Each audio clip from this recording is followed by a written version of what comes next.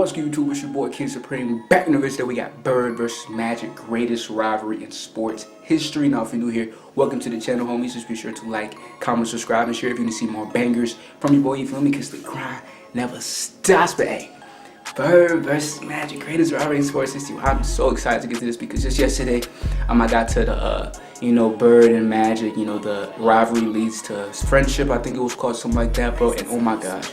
Y'all should need to go check that video out right after y'all watch this one because that was one of the most wholesome videos I've ever seen, bro. Magic and Bird, just the friendship they built,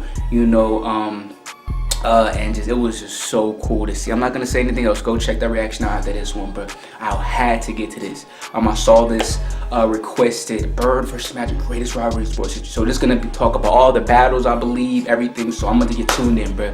So grab your popcorn, grab your snacks, grab your chips, grab your burritos, grab your tacos, whatever y'all got on hand, bro. Because we about to get tuned in, bro. You feel me? Let's get straight into it. Thank y'all for these 5 suggestions, and hey, I can't get enough of these videos. I'm gonna keep on telling you, these are addicting to watch, bro. And I know y'all really mess with them. My reactions to them, so I'm gonna keep on getting them out for y'all. You feel me? Let's get straight into it, though.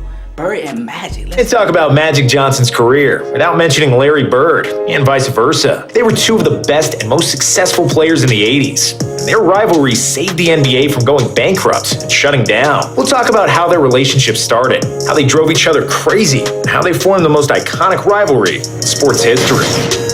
Growing up, Larry Bird was born in 1956 in French Lick, Indiana, 2.5 years and 357 miles up north. Irvin Johnson said hello to the world from Lansing, Michigan. There were a lot of differences between the two, but there were also many similarities. Both hailed from big, working-class families and knew the values of hard work and sacrifice early on. Irvin was a flamboyant kid who wanted to get as much attention as possible. He was the most popular kid in high school and a prom king, while Larry mainly wanted to be left the hell alone. When he had to get up and speak before the class, Bird wouldn't do it, and would rather get an F than draw any attention to himself. Wow. However, these two polar opposites outside of basketball. My man Bird was low key with it.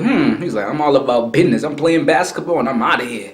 Sheesh. So he's a simple man. He's a very simple man. He barred on these niggas and then he just chilled and vibed. What a very simple man Larry was. This is gonna be a very interesting video. I can already tell, bro, because a lot of this stuff I didn't even know. So I'm about to be really entertained right now. So let me watch. There were also many similarities. Both hailed from big, working-class families and knew the values of hard work and sacrifice early on. Irvin was a flamboyant kid who wanted to get as much attention as possible. He was the most popular kid in high school and a prom king, while Larry mainly wanted to be left the hell alone. When he had to get up and speak before the class, Bird wouldn't do it and would rather get an F than draw any attention to himself. However, these two polar opposites outside of basketball were the mirror images of each other once they had the ball in their hands. Both 6'9", not overly athletic, but extremely smart and super confident. They both saw the game 2 or 3 moves in advance. Both were team-oriented, and they had an equal desire when they played to win above all else. Magic won the state championship as a senior in high school, averaging 29 points and 17 rebounds. Damn. After which he decided to attend Michigan State. Bird averaged 31 points and 21 rebounds as a senior, and he got the scholarship from the Indiana Hoosiers. Coached by Bobby Knight, the Hoosiers were one of the country's most successful and famous collegiate basketball programs. However, Bird lasted only 24 days at Indiana University. More than 30,000 people at campus and less than $100 in his pockets were too overwhelming for a hick from French Lick. So Larry returned home to a town of 2,000 inhabitants and became a garbage man. He drove the garbage truck, painted park benches, cut grass, fixed what needed to be fixed. His mom didn't speak to him for months because he ran away from a college scholarship. And after a year of picking up garbage, Larry decided to return to the university. However, he opted to go to a much smaller Indiana State, which was much more suited for his social skills at the time. While the Hoosiers won their 3rd NCAA title in 1976, Indiana State had never even reached the NCAA tournament. However, that would soon change with Larry Bird on the team. Bruh, they went from never making the, they didn't make the Sweet 16, they didn't make the Elite 8, not even making the tournament. As soon as he pulled up, like, that's crazy, bro. Bird was on a different timing, bro. Come on, man. Like, that's not even fair. For his social skills at the time. Really While the Hoosiers won their 3rd NCAA title in 1976, Indiana State had never even reached the NCAA tournament. However, that would soon change with Larry Bird on the team. Bird averaged 30 points, 13 rebounds and 5 assists per game with the Sycamores and led them to an 81-13 record during his tenure. In his senior year, Indiana State reached the NCAA tournament for the first time and did so in a spectacular fashion, with Bird dominating the college ranks. Indiana State got off to a 33-0 record and reached the NCAA finals against Michigan State in their sophomore. Sorry for pausing. They went from not making the final, not making the tournament. Did he just say 33? Hold up, bro. I know he didn't just say that. I know I didn't hear that right, bro. I think I might have heard that before, but I just didn't realize the magnitude. They never went to the tournament before. To when he pulls up. Listen. NCAA tournament for the first time and did so in a spectacular fashion, with Bird dominating the college ranks. Indiana State got off to a 33-0 record and reached the NCAA finals against Michigan State and their sophomore point guard, Magic Johnson. First meeting, 1979 championship game, and the NBA draft. The first time Magic found out about Larry was from Sports Illustrated, which had a story about the best college player in the country, but he soon got to see for himself if that was true, because both Magic and Larry were selected to represent Team USA in the 1978 World Invitational Tournament. Larry and Magic were the best players on the court, trading behind-the-back passes and treating each other with no-look assists. They had instant chemistry on the court, but off it, not so much, as Larry wasn't the most talkative person on the planet, as you can probably imagine. However, before the NCAA finals in 1979, Magic still wanted to greet Larry and shake his hand before the game, because after all, they were teammates on the USA team less than a year ago. But Larry wasn't interested. He shunned Magic, and their rivalry officially began. Wow. The 1979 NCAA Finals was the most watched NCAA Finals in history at the time, and it's still the most watched NCAA game ever to this day. A small school that had never reached the tournament was undefeated throughout the season, and an unathletic blonde guy made them the most talked about team in the country. The other school was led by a 6'9" point guard, which was never seen before. One was black, one white. One was outgoing and smiled for the reporters. One was shy and gave short one-sentence answers. They were the polar opposites from the outside. Right. Their games were so similar, and that's what wrote the narrative and brought national attention. When the actual game started, two guys guarded Bird the entire game, and he struggled to get an inch of free space. Larry knew he had to score 40 for his team to beat the favorite Michigan State. However, Bird had a bad shooting night. He missed 14 of his 21 shots, and Michigan State won by 11. Bird always says that it's the toughest loss of his career. After the NCAA Finals, both Magic and Bird turned pro. The Lakers selected Magic with the first overall pick in the 1979 draft. Bird was picked 6th by the Celtics in 1978, and that was the last year a player could still stay in college after getting drafted. NBA saviors.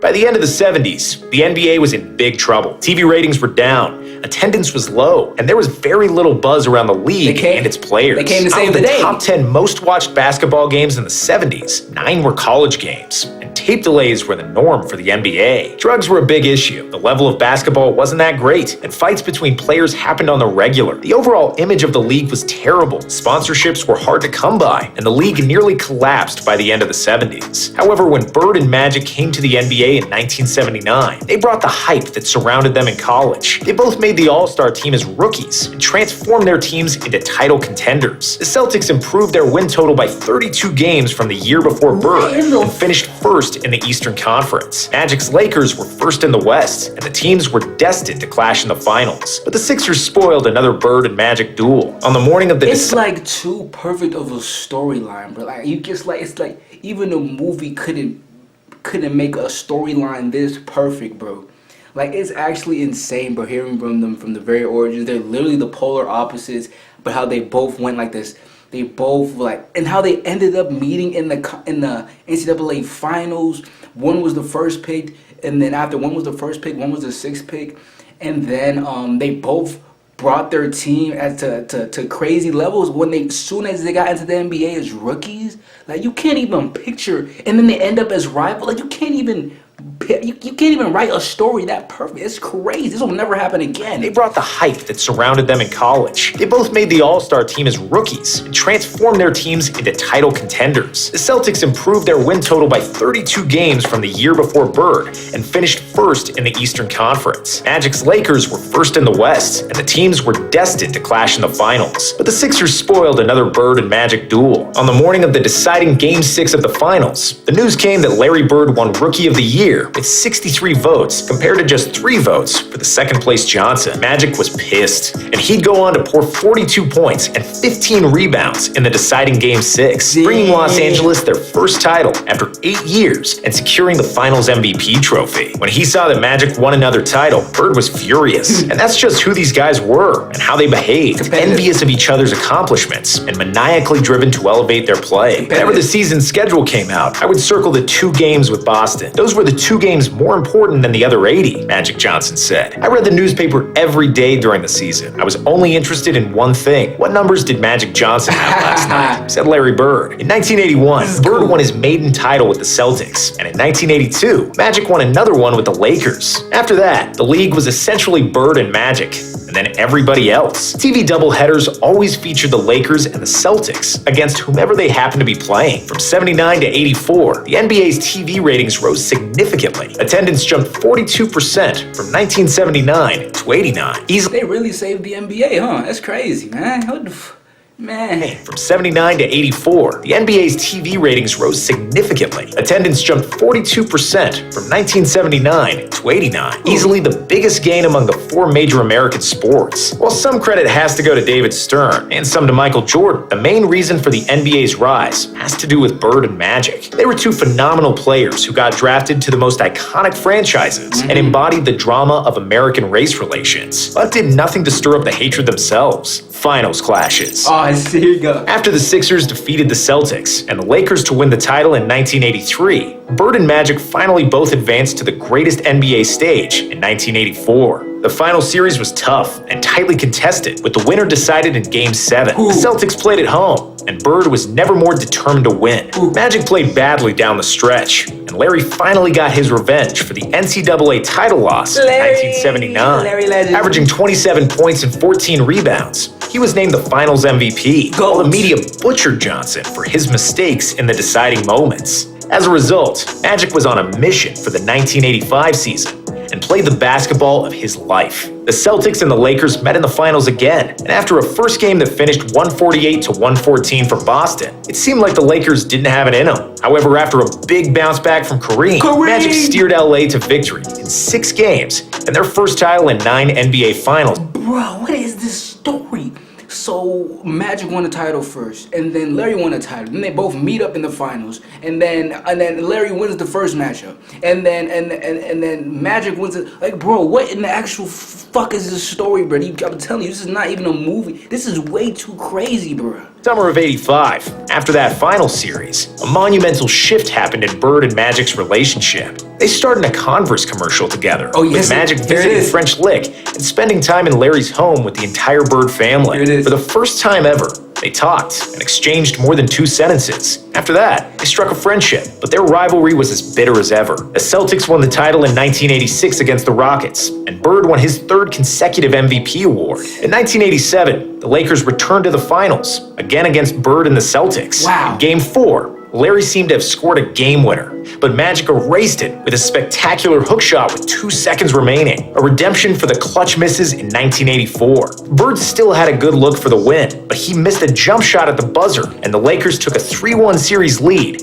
and eventually won the series in 6. After the finals, Bird called Magic the best player he'd ever seen. Later years. Respect. As Magic soared and won another title in 1988, Bird was breaking down. He injured his back while chopping wood in French Lick in 1985, and the injury worsened every season. He missed almost the entire 1989 season with a torn Achilles. When he came back, he needed nearly 3 hours of preparation and spinal adjustments to play basketball. He was under enormous pain, and it was hard for him to walk, let alone play. But being a tough SOB that he was, he stuck around until 1992, even though he should have probably retired in 1988. Magic kept winning MVPs by the turn of the decade, and the Lakers kept making the NBA Finals. However, they couldn't defeat the Pistons in 1989, and the Bulls in 1991 to claim the title. Before the 1992 season had started, Magic received terrible news. He contracted HIV and subsequently retired from the NBA. Bird was in shock, and he immediately called Magic. Johnson confirmed that the news was true, and he later said that the call from Bird meant the world for him because he realized how much affection Larry really had for him, despite their rivalry. Larry said that he felt the same that day as on the day that his... That's sweet, man. Larry was generally you know, just really worried for Magic. Went to check if he was okay. Dang, man. I'm glad Magic's, you know, doing good, living his life healthy right now. You know, so much respect for Magic and, you know, and him. Bird was in shock, and he immediately called Magic. Johnson confirmed that the news was true, and he later said that the call from Bird meant the world for him because he realized how much affection Larry really had for him, despite their rivalry. Larry said that he felt the same that day as on the day that his father passed away. And for the first time in his career, he didn't enjoy playing as much, with Magic not playing. But that wasn't the end. And Larry and Magic had their last hurrah. First, they played as opponents after Magic got an invite to play in the 1992 All-Star Game, which he dominated and won the MVP. And then later that year, they rode off into the sunset as teammates at the Barcelona Olympics. Because their NBA careers were over, their masks fell completely off. Bird and Magic became really good pals during their time with the Dream Team. Legacy.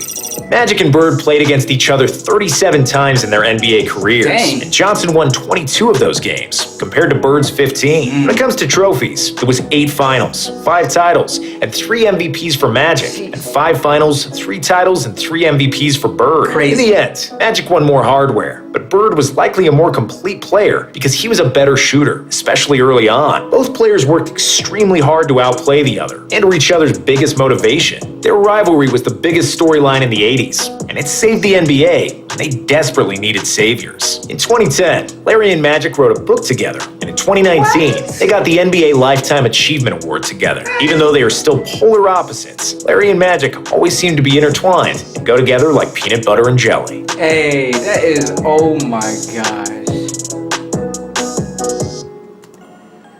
Sheesh. What a video, bro.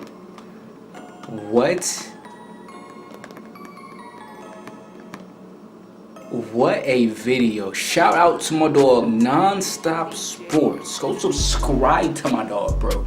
What a video, bro. So much new stuff I learned from that. So much. Oh my gosh, I love that. That was actually a wonderful video, man. Thank y'all for that suggestion, man. Hey, I can't get enough of this basketball content, man. I'm gonna keep on dropping these videos for y'all. I'm gonna keep on getting them out for y'all, no question. And hey, I said, as much as y'all probably, you know, really like watching me, you know, do these reactions, hey, I so much enjoy doing these reactions for y'all. You know, I just love to have a good time vibing, chilling with y'all, you know, watching cool videos, watching lit videos, watching whatever, but that's what we here for, you know, to have a good time. So thank y'all for, you know, being here with me. Thank y'all for the continued support and everything. That's why I love every single one of y'all to death. I love every single one of y'all, and I'm gonna continue to post these bangers for y'all. Y'all might ask, why do I sometimes post, a lot, I post really consistent, you know what I'm saying? You might ask, why you post so consistently, or how do you do it? I do it because y'all push me, y'all motivate me, everything y'all do, every comment I see, every like I see, every subscribe I see, it pushes me more and more to post more because y'all just, so much appreciation y'all give me. I would feel bad if I didn't get as much content as I did out for y'all. I would feel bad because y'all deserve everything, bro, you feel me? All this is because of y'all, but that's the video. Hope you enjoyed it. More videos dropping soon. Love every single one of y'all, and I'll catch y'all next time. Like, comment, subscribe, share if you want to see more bangers from your boy. Instagram's on the bottom of the screen, also in the description if you want to hit me up, DM me, message me, do all that shit so I can keep on spamming these videos out for y'all. I appreciate y'all so much for watching. It's your boy King Supreme. I'll catch y'all next time, homies.